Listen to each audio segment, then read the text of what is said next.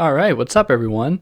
Today, talking about Byung-Chul Han's, if I pronounce that right, Topology of Violence, which is a pretty interesting book, obviously, because I'm doing it. But anyways, before jumping into it, you can find this on Instagram at theory, or find me on Instagram at theory_and_philosophy, or you can find this on any place that you want to get podcasts, or if you're doing it on podcast form, but for some reason want to listen to it on YouTube, you can check it out there. And you can contribute if you want via Patreon or PayPal.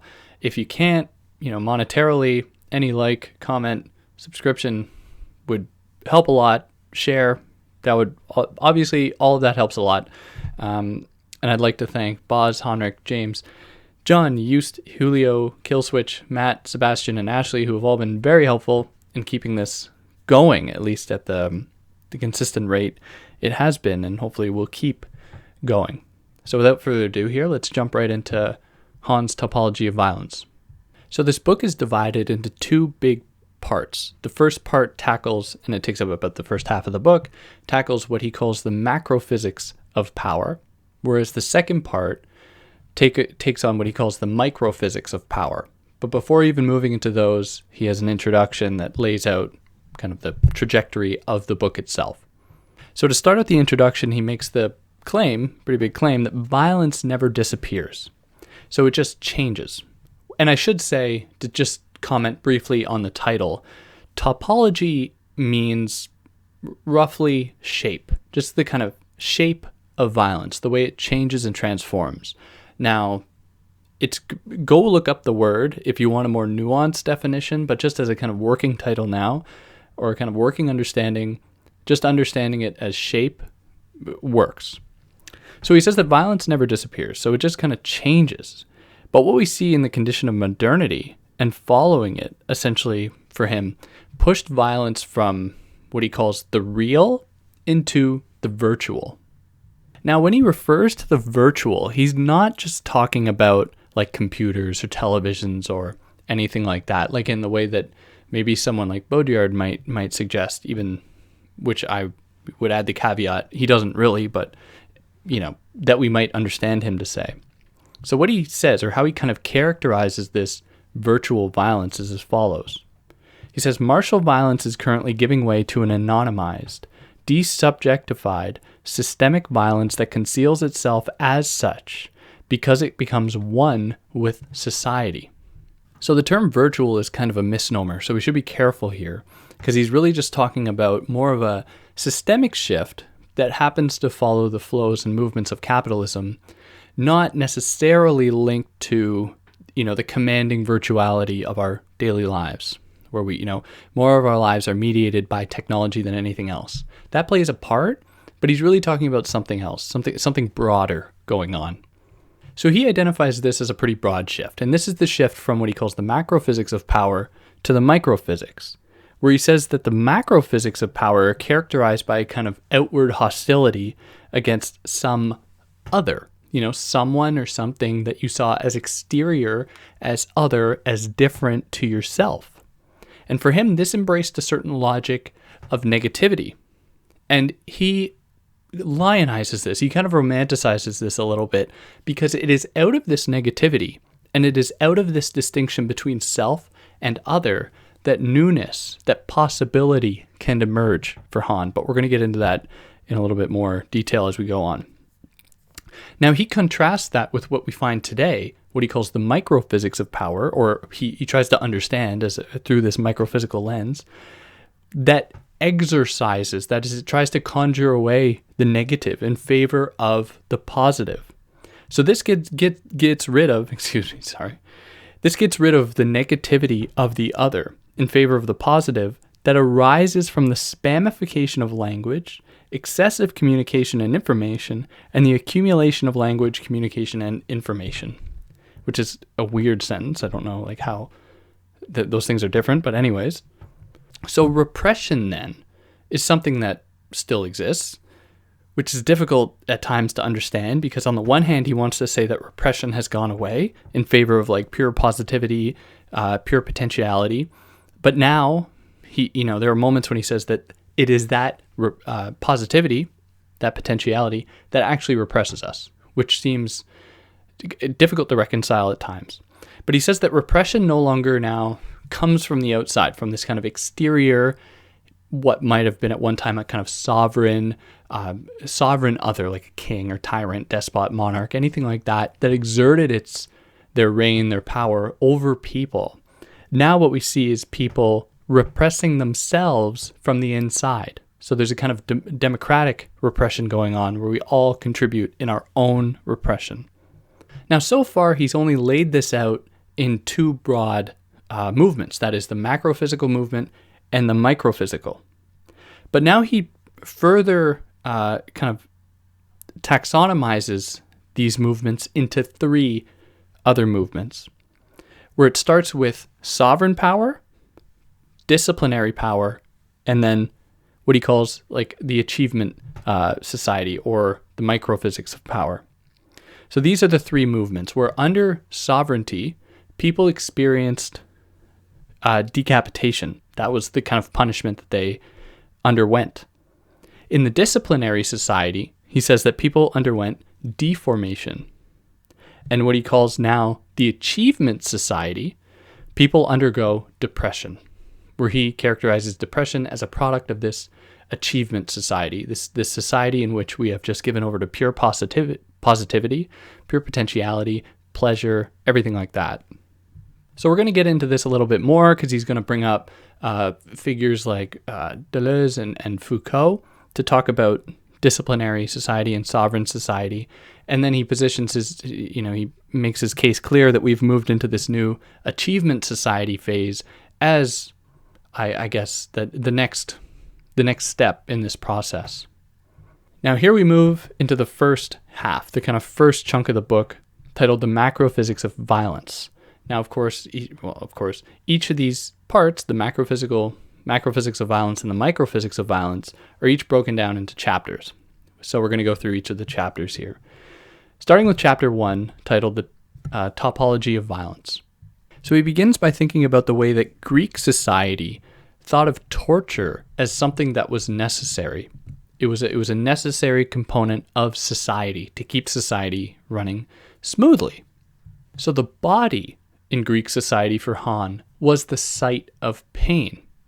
So if someone did something wrong, if someone had to be sacrificed for whatever reason, their body was what was inflicted with pain. The pain was directed against the body. Whereas today, he says that all violence is directed against the psyche. So in the pre-modern times, as he kind of characterizes it, like in Greek society all the way up to, insert century here, 17th century, maybe 18th century, all the way up to that point, violence was the kind of lingua franca. It was the kind of common language of power, where if you had power, you exerted it through violence, and you demonstrated your power through violence.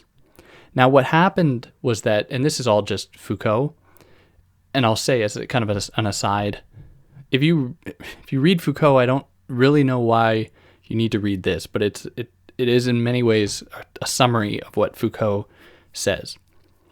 So there's a transition from these kind of overt demonstrations of power, what Foucault calls the kind of society of the spectacle of the scaffold, where people were killed in town squares, and that was a means by which the sovereign, king or monarch or whatever, would demonstrate their power. But that left them open to a kind of vulnerability in that their power being put on display made it clear who wielded that power, and then they could be susceptible to revolt or insurgency or anything like that. Now, in the shift into modernity, at least how Han characterizes it, violence is then, it's moved from these kind of overt, clearly lit places and placed instead into the kind of dark recesses of society, like the prison, like the mental institution. That's not the right term. The care of mental health or anything like that, that takes the control of people outside of their being directly controlled, removes it from that, and makes it something that happens at a much more capillary level. At least that's one of the kind of key terms, where it's kind of diluted into the very fabric of society at large. So this is a transition from violence in a visible way to an invisible way, which marks a certain topological transformation of violence. Now, what we see here is the retention or the maintenance of a kind of negativity within violence. So violence is still inflicted upon the body, but in the spectacle of the scaffold, what we saw was that, the executioner in the moment of violence inflicted the sovereign's will. They stood in for the sovereign because the sovereign wasn't themselves going to inflict this violence. It had to be done by a kind of proxy, by someone else. And then the way that this manifests itself in the modern age is that you have, the prison guard, you have the school teacher, you have the doctor that discipline bodies, that kind of exert their force on bodies to shape them in a certain way.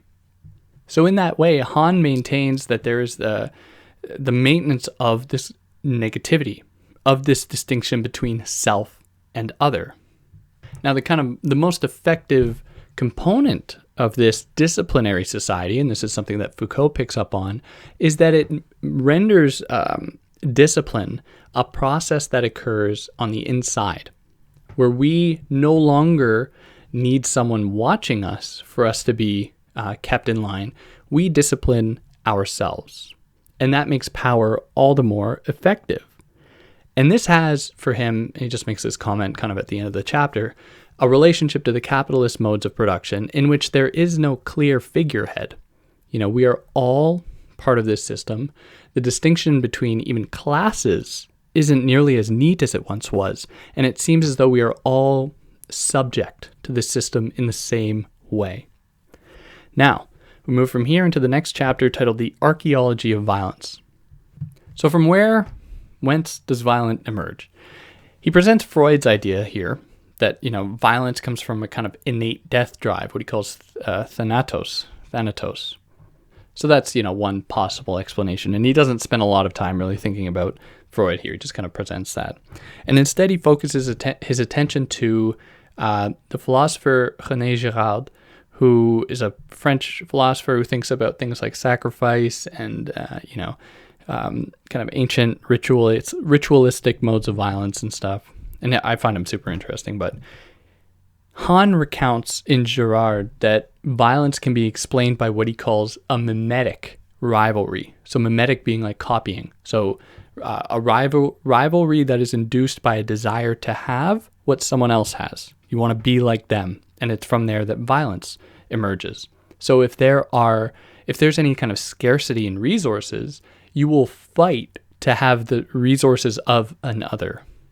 So for Girard, violence is just a means by which to attain these other things.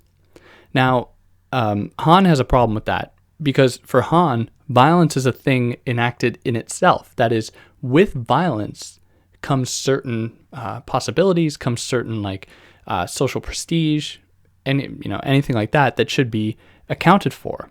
And it is a way to essentially kind of accrue power. So violence was used to garner power. And he says that this presents the roots of a kind of capitalist mindset in archaic people, which, some Marxists out there are probably twitching hearing that because, there is a tendency in capitalist apologists to be like, oh, well, capitalism is natural. Look at how it relates to our history and this kind of our competitive nature. And therefore, we are just following our kind of competitive destiny, our kind of biology by submitting to capitalism. So I'll let you stew in that anger. I feel you, but let's keep going on here.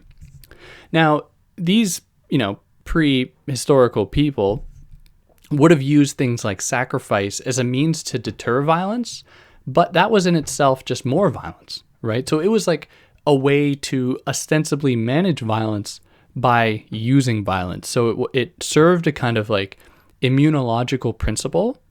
So it was a means by which to inoculate or to almost vaccinate a people from violence was by integrating in controlled doses violence into that system, where he says that one protected oneself from violence by actively wielding violence. So this, of course, happens, on a social kind of societal level with something like sacrifice, but also like by being the most violent, you could deter people from wanting to attack you because people were scared of you. And the only reason that I am right here with this microphone and you're listening to this is because our ancestors were better at killing than other ancestors. So we have, our roots are violent ones. Now, there were even some cases of like indigenous communities, and he provides the example of the indigenous people of the I'm not going to pronounce this right, Marquesas, maybe, islands, who believed in a kind of energy that was transferred in the act of violence, and this was called mana, or mana, maybe. So if a vanquisher defeats someone, then they actually garner that person's mana. They take their kind of essence from them. Now, because of that, violence didn't really follow a kind of general economy of equivalence where there was like a kind of order to it or a kind of system. Violence was just almost conducted for the sake of it. It had no direction. Is in his words, undirected. So like if someone killed someone of our tribe, the perhaps rational, and I'm using that in air quotes, rational thing to do would just be to inflict harm on that person. But no, it was a matter of killing everyone that was around that didn't belong to the tribe. So he makes the case here, and I kind of scratch my head at this one, where he says that because violence was almost undirected, that is, it didn't follow any kind of principles or codes or of conduct or anything like that, then these societies were actually able to ward off the formation of hierarchies. Now, this idea is present as well in Deleuze and Guattari's work, especially in A Thousand Plateaus. And I've actually done with a buddy of mine one of the chapter in which they talk about this on this channel, so you can go check that out if you want, titled Apparatus of Capture. But Han is making the case here that because violence was so unsystematic, that these ancient people were actually able to ward off the formation of hierarchies and classes or castes, any kind of like system.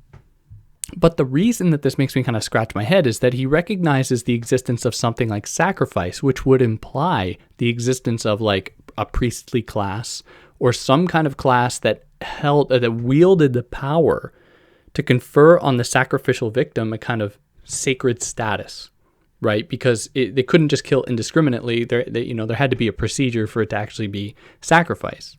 So I don't really know what, like, he seems to contradict himself. But anyways, I could be, pulling at straws, splitting hairs. I don't know. Now, the way that he kind of justifies this claim is that if someone garnered mana, this didn't make them equivalent to the way that, we might have had a relationship to sovereigns or monarchs or anything like that, because the acquisition of mana didn't necessarily mean that you were going to attain a kind of godlike sovereign status. It just meant people weren't going to screw with you. But that still doesn't explain who would be doing like sacrifices. But anyways, so let's continue. Violence was in that way impersonal. It was just done not for personal reasons, because to be a person implies a kind of system, right? It was just like violence just running rampant. Now, when we enter a new phase, a kind of new topological formation, let's say the disciplinary society, the way in which the person who inflicts violence is treated is much different. So instead of them being a kind of wielder of mana, someone who has accrued all this mana from all of these vanquished people, defeated people, now they are seen as a guilty person. So the person that inflicts violence is looked down upon as being aberrant, being a kind of a residual or a relic of a time long gone. As Foucault describes it at one point, the person that commits violence is treated like an animal. They stand outside of the rational social order, and therefore they are treated like we perceive and treat animals. And the role of punishment against the guilty person is to bring an end to violence. That is the kind of chaotic form of violence. And of course, it supplants that with a kind of state-sanctioned systemic violence. And here we see its apotheosis with like drone strikes that have this precision killing capacity, which of course is fine. Like that's a good form of violence. We don't question that form of violence because it follows the plan. It follows the system. So it's in that way that like violence hasn't disappeared today, right? It just manifests itself in different forms, like drone strikes. The example he gives is the nuclear arms race. We still maintain these kinds of relations, these violent relations, but they are, because they're state sanctioned, they aren't credited with being as chaotic or as undirected as they once were. And whereas at one point violent people garnered mana from the people they defeated, now we kind of accumulate capital, which, through the exploitation of various people, through the uprooting of entire cultures and civilizations, we accumulate capital. Now, under capitalism, life is reduced to a kind of bare life, and we compensate with this, he says, with hyperactivity and acceleration. And in the face of that, he almost prescribes that we should find more room for more chaos, not this kind of hyperactive, orderly society. And from there, we move into the third chapter, the psyche of violence. So the psyche of violence, what goes on in the mind? And here again, he turns to Freud to say that the psyche in Freud is a system of negativity. That is, it is constantly kind of racked by the antagonistic tensions of instinctual impulses and their repression. So the psyche maintains a relationship between a self and an other, where the negative is associated with the other. So the ego is an other to the superego, the id is an other to the ego, and the id is obviously an other to the superego. But even within either of these, any of these kind of broad components of the psyche, take the ego for example, there's an othering occurring within that. Where in the case of melancholia, where if someone experiences a loss of a loved one of the ways that they might cope with that is by actually almost emulating or simulating that person in themselves. So one of the best examples would be Hitchcock's Psycho, where Norman Bates, spoiler alert, becomes his mother, more or less. And what this represents for Han is an antagonism between a self and an internalized other. And there's this tension then at the core of the egotistical psyche, or the ego component of the psyche. Now, Han reads in Freud's description of a kind of this psychic apparatus as a repressive regime, and he locates that it is only possible in repressive societies. It's kind of an extension of those societies, in line with sovereignty or the disciplinary society. And that what we see today isn't the same kind of repression, but rather an opening up of possibility with the emergence, and with it emerges a kind of new psychic apparatus, one not founded on repression, but one founded on emancipation. But Han is clear that this new development isn't just pure emancipation or pure possibility. He says that the dialectic of freedom entails the development of new constrictions. And some of them, as he comes to say, will be like the negative results of like depression or anxiety, burnout, things like that. So in this world, because we don't have a relationship to the other in the same way, we can't, like in the way that he described the ego, and the case I gave of Psycho, you can't internalize the other, and then there can be that kind of antagonism. And it is through that antagonism that a certain new possibility for yourself might emerge. Without this relationship to the other, he says that no stable conception of the self can form, because there is no one to confer us with selfness. So this is, for those that might not know, this is coming right out of Hegel in the Phenomenology of Spirit, where it is, for Hegel, it doesn't make sense to think that you can actually understand who you are as a self, or even acknowledge your selfness, unless you are among others that can recognize your selfness. So for example, if I was just born into a place that didn't have any sentient beings, that was just some kind of land filled with rocks and trees, no wildlife, nothing like that, I will not develop the capacity for self-reflection. And the reason for that is that I will not be able to review anyone who also might have self-reflection. Because self-reflection only happens when I recognize myself being seen, and then I can say, what if I turn my own gaze, my own subjectivity then, back upon myself as though I was an object, because someone else is seeing me as an object. So I must not be this kind of center of the universe that I think myself to be. I might be constituted, or I am constituted, in that other person seeing me as something to be seen, as an object, as an other to them. So then I develop the capacity to turn back upon myself and see myself as an object through my lens as a subject. And it is this very, there's a kind of careful tension here between the subject and object that provides the condition for self-consciousness, which allows for movement and development and change.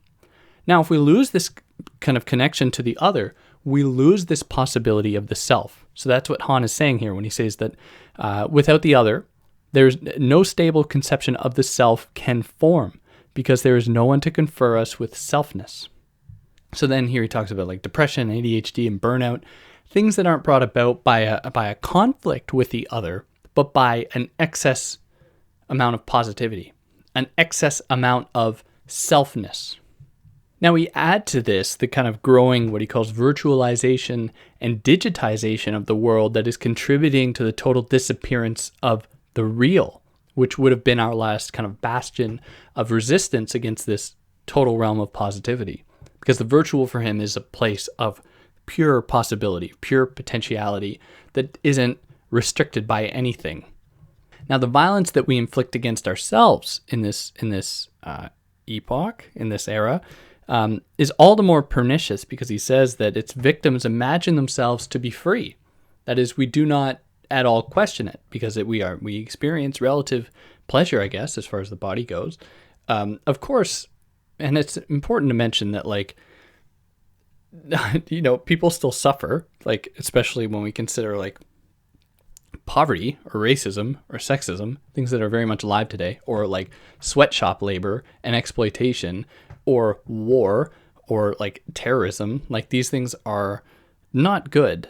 And I think that Han is very, he's myopic. That is, he's like, no, all that's just actually positivity too. Like, is it really though? Is it really? Anyways, I might not be being fair. That puts us here into chapter 4, the politics of violence. And this is going to be broken down into a few sub-chapters. The first one being chapter 4.1, friend and enemy. So he says that the friend-enemy binary is a pretty new construct, and it has a kind of indubitable relationship to our political system. And it varies, that is, it is in contrast to the old distinction of like good and evil that permeated previous systems, or like the binary of beautiful and ugly. And now he presents the work of Carl Schmitt and aligns himself with Carl Schmitt, which is not a great thing to do. Schmitt, just look him up. He has not a great kind of philosophical track record, but he evokes the work of Carl Schmitt, who proposes that to suggest that the earlier binary constructions, that is between like good and evil, beautiful and ugly, could be said to have been factual designations, whereas the present friend-enemy distinction is an existential. These are existential categories. They aren't factual. And then for Schmitt, when politics enters the scene, that is, when we move from these earlier systems into politics, we move from the factual to the irrational. And this is why war, for Schmitt, is never a rational mode of conduct, because war exists alongside politics. And violence can't be mitigated with the political, because violence is what subtends the political. It creates the foundations for the political. And Schmitt likes this because it galvanizes a kind of group identity of like friend and enemy, where new lines of affiliation can be drawn between your friends against common foes. So Schmitt then would not like a kind of global order, one in which, the distinction between friend and enemy has been erased in favor of a kind of totalized economic or political system. So Han uses Schmitt's idea here to oppose the present situation of what he calls, the achievement society, or the effects of like globalized capitalism, to say that, Schmitt might have had a point in that these earlier formations of the political were much more kind of conducive to a formation of selfness, a formation of identity. And with that, the possibility to realize yourself and to become, to be a fulfilled person. Whereas in the achievement society, people are expected to be flexible and not to kind of assume an identity. So in Han's words, the loss of stable, verifiable models of identity and orientation results in psychic instability and character disturbances. So achievement society then has a direct kind of association with capitalism that too has no kind of true affiliation with any people or land or culture or anything, and just goes where money is. It doesn't have an identity. And it is in that way, it's competitive, sure, but it isn't conflictual as the old dynamic that Schmitt lays out was. But like we shouldn't maybe really be taking Schmitt all too seriously, because like there are certainly the fascist undertones there that we can't ignore. But the point is that potentially there's a greater risk presented by this globalized advanced capitalism than what we saw in these earlier formations. So, and, Han kind of,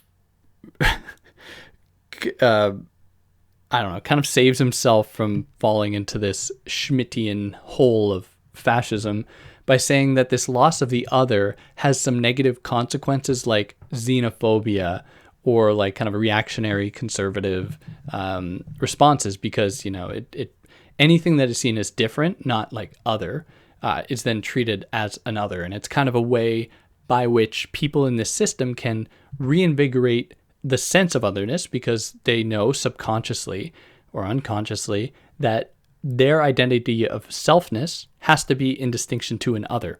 So they kind of simulate this otherness, which they then attack, or they simulate it by attacking it, right? They scapegoat, immigrants or, people in different parts of the world, just a kind of general principle of xenophobia, in order to convince them that they haven't lost this sense of self, because they still have this relationship to otherness.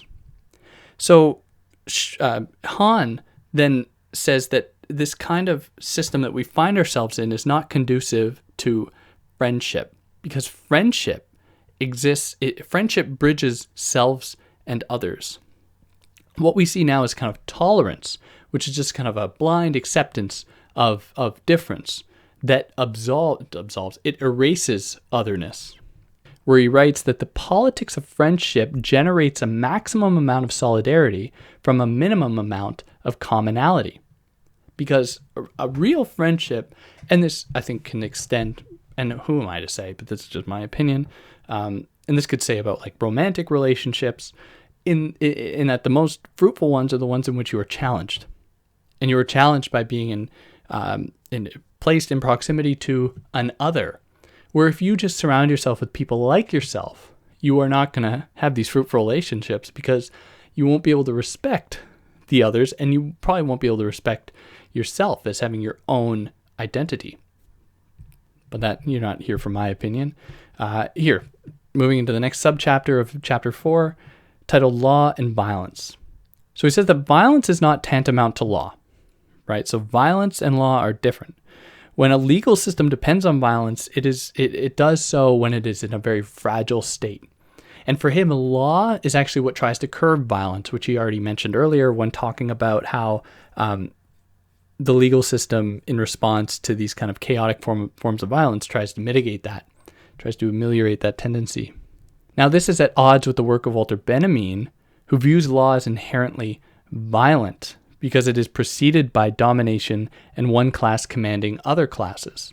So for Han, law actually tries to curb violence, tries to curb negativity, which he doesn't like. But then for Benjamin is like, no, law and violence are dependent upon one another. So Han then says to Benjamin, no, you're totally forgetting, or you're totally missing like what is actually occurring here. We are seeing the exorcism of violence. We are not seeing it be erected in proportion to the emerging legal systems and laws. Now, Han recounts that in Benjamin puts forward, and I believe this is in his piece titled The Critique of Violence, in which Benjamin puts forward the idea that before the law, there was what was he called a kind of divine violence. Now, this divine violence is the violence that is perhaps inherent to what we know in humanity, the kinds of violence we see before the law. And then what we see happen with the law is the kind of mutation of that violence into a very, one directed in a very systematic way between like classes, between oppressor and oppressed. And for Han, he says that this divine violence is ultimately nothing more than an imaginary authority that can be called on by any ruling power to legitimate itself. So Benjamin makes a mistake here for Han in that he finds a way to, with this introduction of divine violence, that he opposes to legal violence as being like almost a better form, which I'm just taking Han's word on this. I feel like there's more to what Benjamin says, but I'm not going to get into that now. Han says that Benjamin perhaps unconsciously or that's another word, didn't mean to do it, doesn't mean to do this, but he inadvertently finds a way to justify all violence by saying that there is this kind of innate true violence. But this innate kind of true violence for Benjamin, he says, and very mysteriously, he says that it doesn't spill blood, and it disrupts all legal violence that he says spills blood. It's kind of, legal violence is really the violent kind of violence. And Derrida also takes Benjamin to task on this, because Derrida is like, well, the kind of violence we saw in its most systemic form would probably be what happened in the Holocaust, which was a bloodless, in most of the cases, was a kind of bloodless violence with gas chambers that was just a pure systematic liquidation of people, just their kind of erasure off the face of the earth. They were like reduced to less than human because they're like biological functions of like bleeding when you die if you are murdered, if you are in fact murdered violently. That is effaced in favor of a kind of pure systematic violence. So Derrida's like, Benjamin, you're kind of like laying the foundation for this perfect non-violent form of killing that is probably the most pernicious that we could ever see, because it just erases people off the earth. So Han wants to, look at society not as something that contains more violence, like Benjamin says, but as something that actually tries to get rid of violence, tries to get rid of negativity. So like Benjamin, Han takes aim at Giorgio Agamben, who tries to make the same case that violence is implicitly associated with the political or with the kind of legal systems. And Han says that, Benjamin can be forgiven for thinking that violence is still present in this system because, he was still living at a time when violence was, at least for Han, still formed part of negativity to that system. Agamben, he says, has no excuse. Agamben, living in this, still alive. Yeah, he's still alive. Agamben has no excuse for thinking that, negativity still exists in this world. And therein, for Han, lies the anachronism of his thought. And because of this oversight on the part of Agamben to recognize positivity, not just focusing on negativity, he fails to see what Han calls the conformity of consensus, which seems like a redundant statement, but he's trying to say that the kind of violence that is found within positivity or within consensus. And the state of exception, which is in Agamben, the state of exception is the moment when like kind of all laws can be suspended and a kind of sovereign power is put into place, like with military rule or something like that in the face of like a kind of tragedy or terrorism or something, where, all laws are suspended and people can just be like arrested without, notice, or people are tortured or beaten and all of this stuff. Han says that doesn't happen if we really exist in what he calls the immanence of the same. That is the perpetualness of sameness.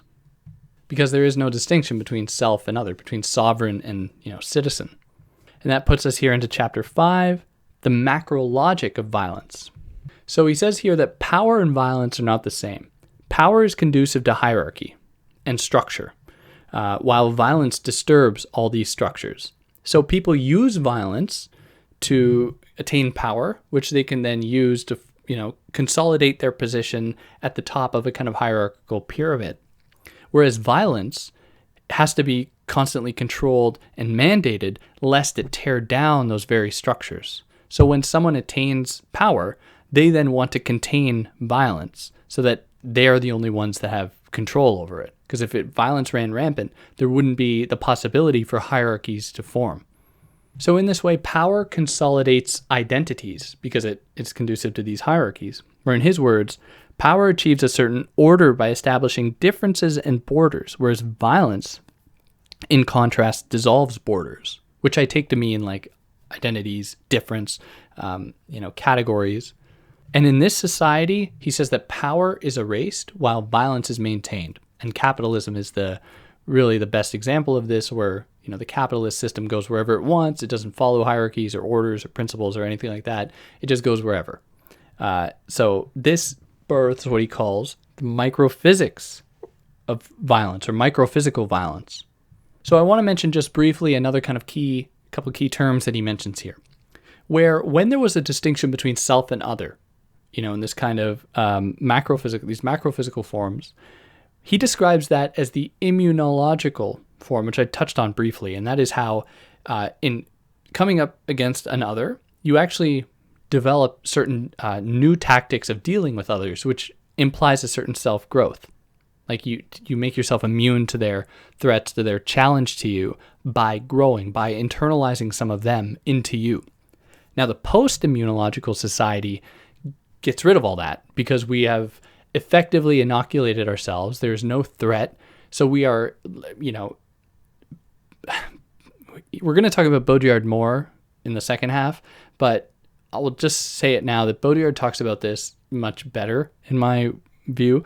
But this is the post-immunological is when we've effectively gotten rid of all threats. And so we're even more susceptible to possible invasion, even though he says that's not going to happen because it's all pure positivity. So we lose that capacity to transform, to adapt, and evolve. And that pushes us here into the second half, the microphysics of violence. Now, I'm debating whether I think I'll just continue because it's pretty short. And he's pretty repetitive, Han. So anyways, let's just blast through it. So this is chapter 6 now, systematic violence. So here he introduces what he calls structural symbolic violence. That is violence immanent to the system and therefore goes unnoticed, and it's therefore internalized by all of us. So this can assume the form of like injustice, where injustice is a form of violence that doesn't actually have like someone pointing a gun at you. It's just a violence that is conducted by the system without any clear actors, any clear kind of puppet masters. And we are all subject to this. So he takes aim at Zizek here, Slavoj Zizek, who says that negativity kind of still permeates the system, and he gives the example of how like women have unrealistic or internalize unrealistic beauty standards. So they undergo surgery to kind of fit these unrealistic beauty standards. And then Han responds in a kind of tasteless way by saying that, oh well, men have to do this too because of fitness culture. And it's like, Han, these aren't the same things. Like these are very different forms of self-surveillance, kind of self-discipline that should be treated as such. And it's kind of ironic because like Han is chastising the system for, getting rid of all difference, getting rid of all peculiarity in favor of a kind of a homogenous, totalizing, worldview. But then he seems to do that too. Like he erases all context. Like he almost seems to be a spokesperson for this system at times. I'll stand by that. someone take me to take me on if you disagree. I'd like to hear what you have to say. But what happens here is that systemic violence turns everyone into captives, which it rubs me the wrong way, because like people suffer differently than other people. Like people suffering from racism or from police brutality, police violence, it's different for different people. And it seems wrong to just say, oh, well, we all experience violence, so therefore we're all screwed. Like as though then that means there's nothing we should be doing about the specific forms of violence being conducted against specific people. But anyways, and it makes the case that there's no more distinction between oppressed and oppressor. But I'll let you sit in that, and either you'll agree or you'll get mad at me, but I'd like to hear about it. That puts us into chapter 7, the microphysics of power. So here he starts by outlining Foucault's tracing of difference between sovereign and disciplinary power, or disciplinary society. So he criticizes the early Foucault, who believes that, who thought that power, the disciplinary, was in the disciplinary society, and that power could be unstructured, and that power essentially desubjectifies. Now, this is wrong, and I was so curious as to where he's getting this from, and he's just getting this from the History of Sexuality, Volume 1 in Foucault, when Foucault's big thing is about how the disciplinary society actually makes subjects. It doesn't desubjectify. It turns people into productive subjects. So I don't really know what Han is on about here, but anyways, he says it. He also says that Foucault's kind of archetypal disciplinary institutions like jails, schools, hospitals, factories, they presuppose too much negativity that is unseen in the present day formations. So Han opposes those old disciplinary institutions with the present positive ones, or the achievement ones, like shopping malls or fitness centers or yoga classes or anything like that. So our prison for him is called freedom. And all its ailments are depression, or some of its ailments are depression, burnout, or like ADHD, which is like fair, but like Han, the jails and schools and factories and death camps still exist. I don't know. He's ignoring that and looking at the other thing. I get it. That puts us here into chapter 8, the violence of positivity. And he just starts at this chapter by making this claim that violence is kind of residual negativity. He just kind of mentions that and then moves on. And now he takes the time to take aim at Baudrillard. And if anyone's spent any time on this channel, you'll know that I've read every single one of Baudrillard's books. I've done most of them on here. In fact, all of the kind of books, I think, on this channel. And I think he's fair in his criticism of Baudrillard. And I'll get into the kind of nitty gritty right now. So in Baudrillard's late work, he kind of takes the time to consider two present diseases, and they are cancer and AIDS. And for Baudrillard, these two diseases are extensions of a system that sees endless proliferation as its end goal. And he associates that with cancer, with the endless proliferation of cells, and how we turn on ourselves here, where we are these kind of like, we've effectively erased otherness and we are these pure selves. And so our bodies turn on ourselves, and that is for him kind of how AIDS relates to this formulation, because it is the body, turning in on itself. But we could also put this another way, where in the case of AIDS, it's a consequence of our inability to develop an immune response to an other, because we have erased all association with otherness. And he's using them as metaphors to understand this world problematically, like I will absolutely admit. So Han says that these are just repackaged negativities, that is AIDS and cancer, and it doesn't grasp that today all negativity has vanished. So yeah, I guess that's fair in that Baudrillard maintains that there's still some negativity, but that's what he wants to do. That from as early as, I would say, his book, Symbolic Exchange and Death, and certainly Seduction, Baudrillard is trying to say that these negativities are always going to be with us, but we have to learn how to see them as they will manifest themselves differently, and that we can't fully exorcise or conjure them away. So I think that Baudrillard would hear Han, shrug his shoulders, and then walk away, because he's like, I don't care. Like, anyways. So one of the other things that comes out in Baudrillard's late work is the idea of a singularity, where Baudrillard laments the formation of globalization and finds that the kind of last bastions of hope are found in these singularities, which are just for him kind of perfect sites where just people are, where everyone is just kind of perfect in their own way. All cultures are perfect in their own way. And he's just trying to find it's kind of his cosmopolitanism coming out, but not nearly as brutal as Derrida's or as, liberal as Derrida's. But Han says that, these singularities can't even exist because they imply too much negativity. And then he ends this kind of critique of Baudrillard by saying that it might be that all this positivity is driving the system to its collapse. And I have a lot more to say on this because I like Baudrillard a lot. And it just seems like Han is... I feel like Han read Baudrillard and was like, shit, that's my argument. I better find some kind of shitty way to draw a distinction between himself and myself. But anyways, that's just me. It's obviously more nuanced than that, but yeah. So here, chapter 9, the violence of transparency.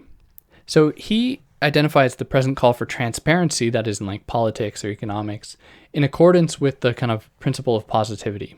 So the transparent for him turns everything into the same.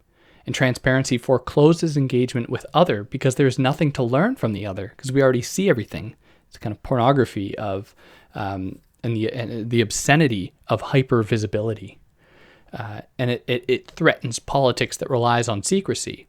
And so it removes that capacity to engage with others because they might have something to offer you. Because under full transparency, you already know everything there is to know. Whereas someone like Baudrillard is like, no, like there is always going to be a residual mystery.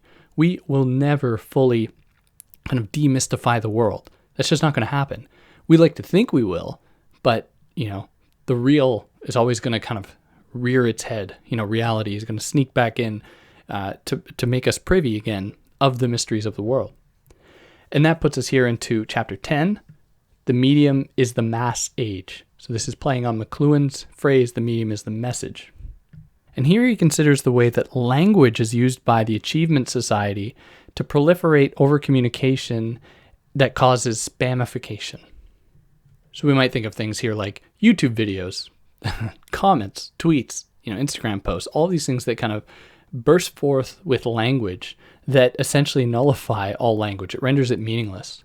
And how all kind of virtual communication online is just a way not to engage with otherness, but for us to affirm ourselves. It's all about ourselves, putting ourselves out there, our opinions out there, to find maybe at best other people whose views already match us, hence, the existence of echo chambers.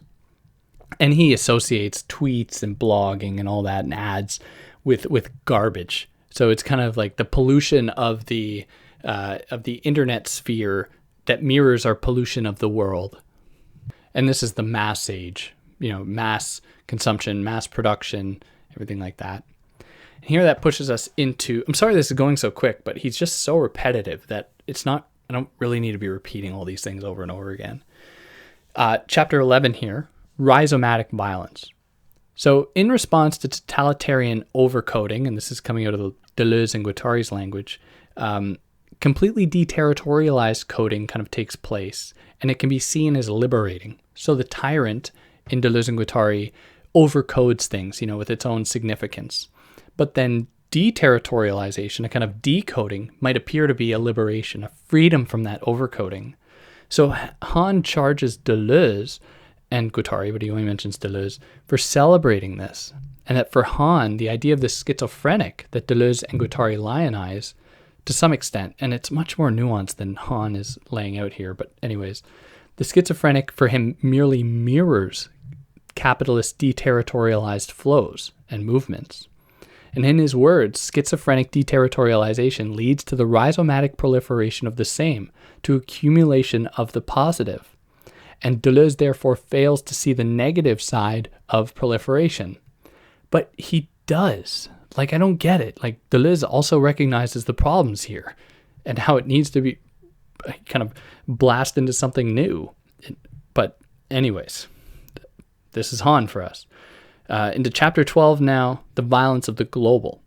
So now he takes aim at Hart and Negri, who transpose bourgeois proletarian class conflict to the present conflict between empire and multitude, where empire obviously stands in for the kind of, the jackals of capitalist production, those people accruing the most profit, and the multitude being those working class populations that are, extracted from various parts of the world or kind of brought up into the capitalist economy, to suck out excess surplus value or labor from them.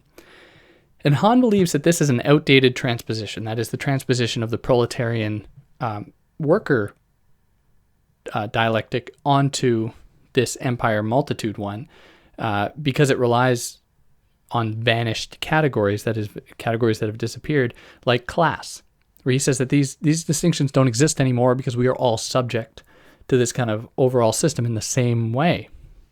And no one can really be said to rule now in the capitalist economy because, we're all implicated. Or in his words, everyone involved in the capitalist production process is simultaneously victim and perpetrator, echoing his earlier statement that we're all oppressed and oppressor. So additionally, there's little opportunity then for collective action because we don't have these kind of common stakes. We are all too involved with ourselves.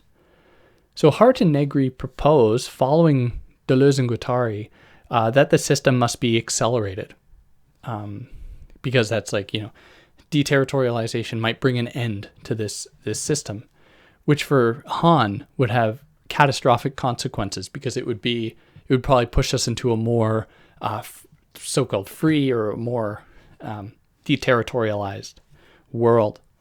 And that puts us here into the last chapter, chapter 13, titled Homo Liber, which is kind of like free human, homo freeness, free human.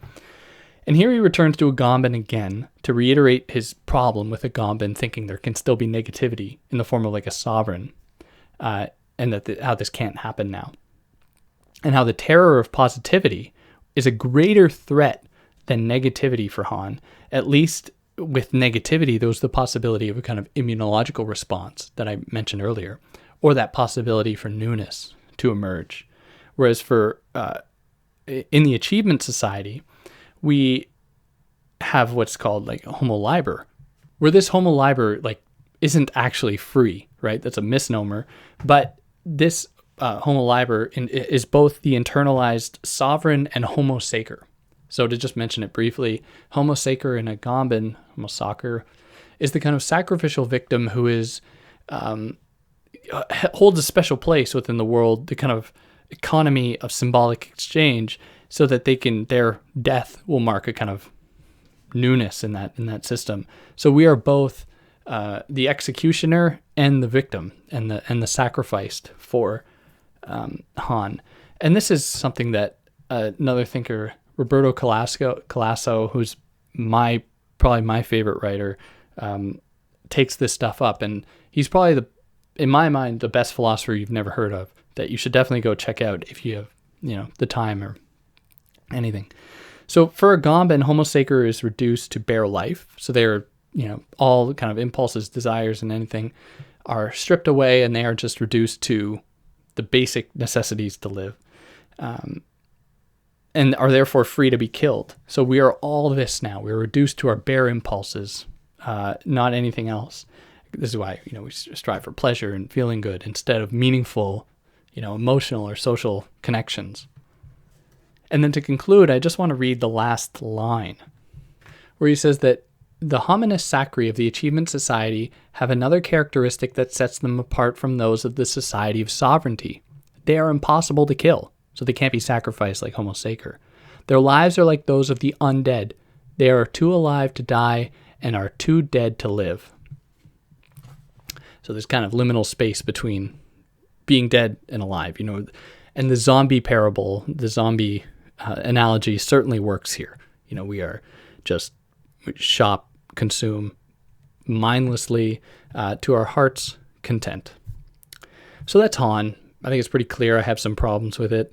And this is like one of his short books. I haven't read anything else, so I could be I should read more before I really criticize it, but I'd love to hear if anyone has any of their own criticisms. Because I'm sure you guys know a lot more than I do. But on that note, take care.